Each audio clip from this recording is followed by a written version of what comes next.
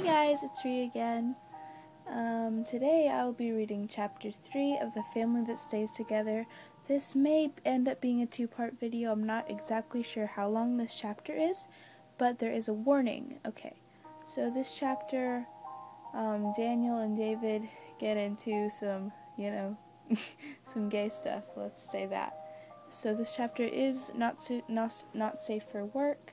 So if you are in a public place, please use headphones, or if you're not comfortable listening to that, I don't blame you.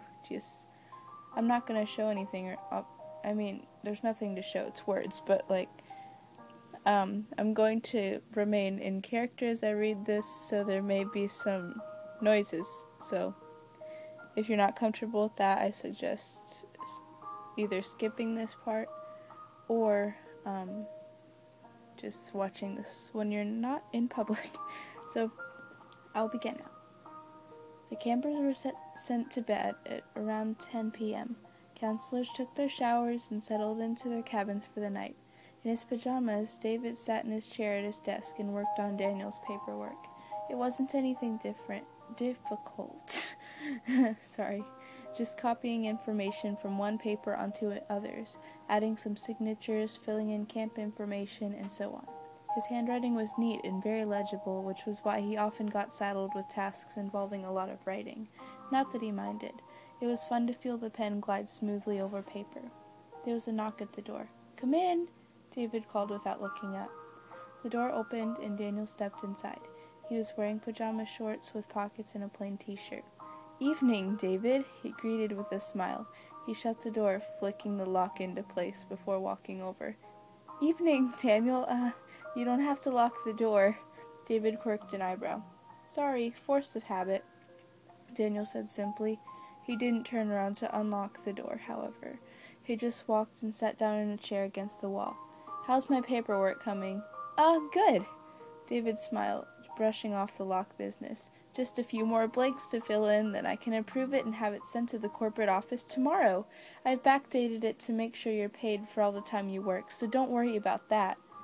"Oh, I wasn't worried at all." David waved it off. "Thank you, David. You're very considerate and hard-working." "Aw, thanks, but what did I say about compliments?" David warned playfully. "Haha, sorry. It's just so difficult not to compliment someone with so many positive traits. There just doesn't seem to be a negative thing about you, David." David let out a weak laugh. "Well, you never really know someone, do you? Thanks, though. You're very kind." Daniel's smile widened. For a moment, it looked eerie. "I suppose that's true. Still, I like you, David." "I like you too, Daniel." David's friendly smile didn't waver, although he was beginning to feel a little uncomfortable. "Good. So what do you do off-season, David?" Daniel asked sweetly. David settled more comfortably into his chair. "Oh, I work part-time a few places. I have a friend who's a taxidermist, and I assist her during hunting season. She lets me do the gutting and skinning and cleanup. I also have a friend who's a mortician, and I help her with preparing the corpses for funerals and wakes.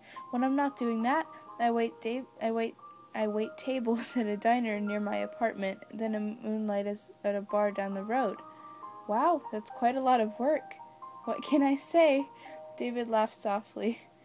"I love to stay busy." If he kept busy, it was easier to ignore certain urges, keeping his hands moving with other things, and he wouldn't have to wrap them around some tiny animal or a person, like he really, really wanted. Daniel leaned closer. "Seems like you really enjoy working with dead things, too. Why?" I don't know." David avoided his eyes. "I just like to help."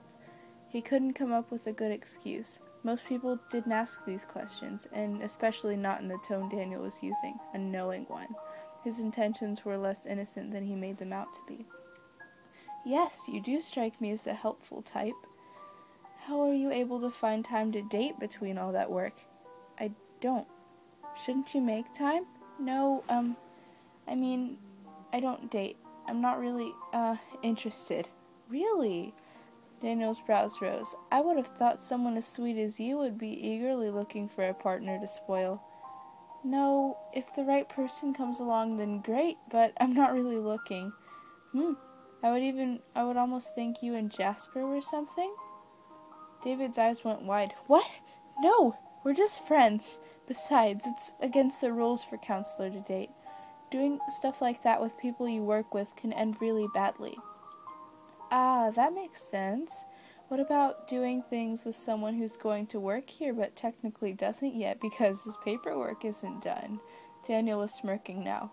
David was a bit naive, but he wasn't stupid. After a moment, the implications clicked. He started weakly. I wouldn't know about that. It's really specific. Anyway, it's late now, and... Daniel suddenly stood. Before David could react, there was a hand gripping the chair between his legs, and another draped over the back of it behind him. He was trapped in his seat, with Daniel standing over him and leaning so close. There was a knife in the top drawer of the desk, but David hesitated to try for it. Come now, David. Daniel's voice was a purr. How much harder do I have to hint? I want to stay in the night in your room tonight. You understand? In your bed, minus our clothes. That's against the rules, David stammered, a lame excuse, and one he didn't even fully care about if he was being honest. I'm not really a counselor yet, though, am I? Not until those papers make it to the office.